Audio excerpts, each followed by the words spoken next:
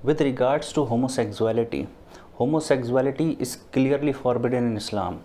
It says in the Quran in Surah Araf, Surah number 7, ayat number 81, Allah says that innakum lata'tuna ar-rijala shahwatan min duni nisa, that Allah says that do you prefer men in lust over women, that is in desire, do you prefer men over women? Allah says bal antum qawm musrifun, that truly you are a people transgressing limits. That is, Allah is talking about Qawm Lut, the people of Lut, who preferred men for their sexual desire rather than women. So Allah is saying that they are a people transgressing limits. So in Islam, homosexuality is totally forbidden. Today I'll be trying to explain that why homosexuality is not correct with respect to Islam, ethics and science. So I'll try to explain that why it is not correct.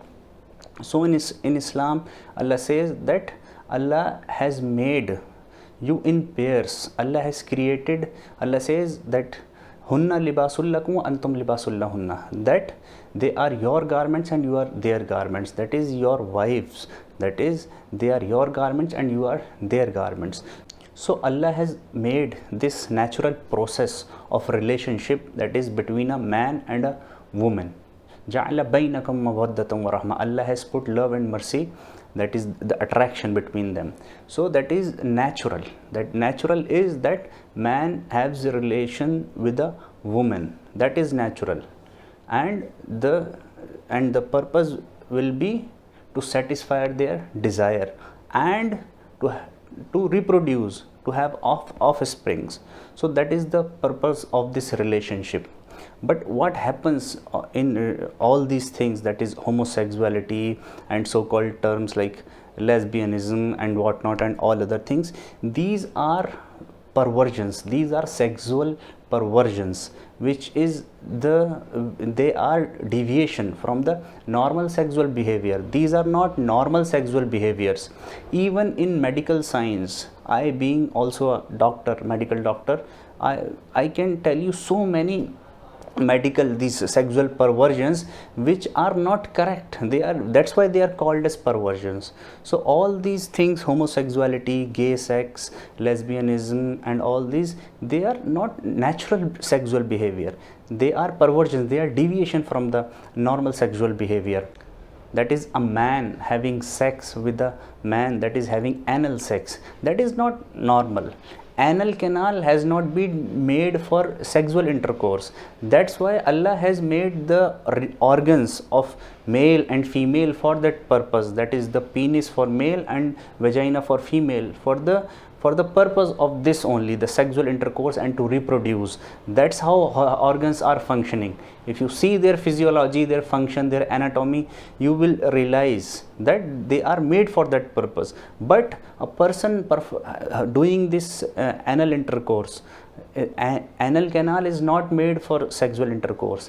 Anal canal is made so that it can pass stool, that is for defecation. It has the internal anal sphincter and external anal sphincter which causes stool to pass outside. That is the purpose of anal canal. And those who are performing that is totally perversion. That is not at all a normal sexual behavior. That is totally deviation. And there are other perversions like bestiality, having sex with animals. See, if a person performs this sexual act with an animal, what will you say about that? You will say that is not natural, that is not right also, you will say. Because of man or someone having sex with a dog, if you see, what will you say about that? Will you say no, it's okay, you can do it because it's your own right, it's your own freedom, you can do it? Again, further I will list you more perversions where you have to stop somewhere.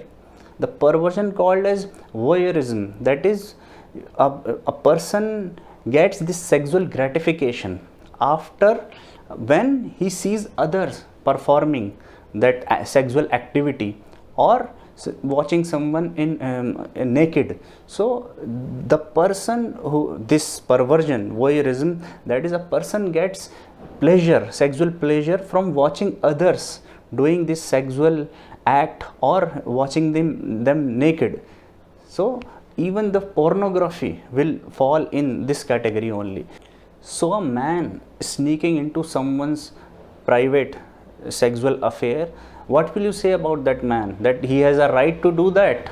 No, you will say that this is not right. So similarly, there are various types of sexual perversions. We call them sexual perversions because they are abnormal behavior from the natural behavior. That's why they are called as perversions. So all these perversions are not correct. They are sort of a addiction, sort of a disease, you can say. See, a man initially, he may not be a homosexual, but through wrong company or wrong information society, he may fall into such activities and then he may get addicted. So all these things are wrong at its root only. Even scientifically it is not right. This homosexuality, there is casual sex which causes these sexually transmitted diseases, and that's why this is not pure, this is not right ethically also. Not only the religion, ethically also it is not right, because what you are doing, you are promoting obscenity, promiscuity. This is not right. That's why even if you say all these are rights, then other sexual perversions should also be right.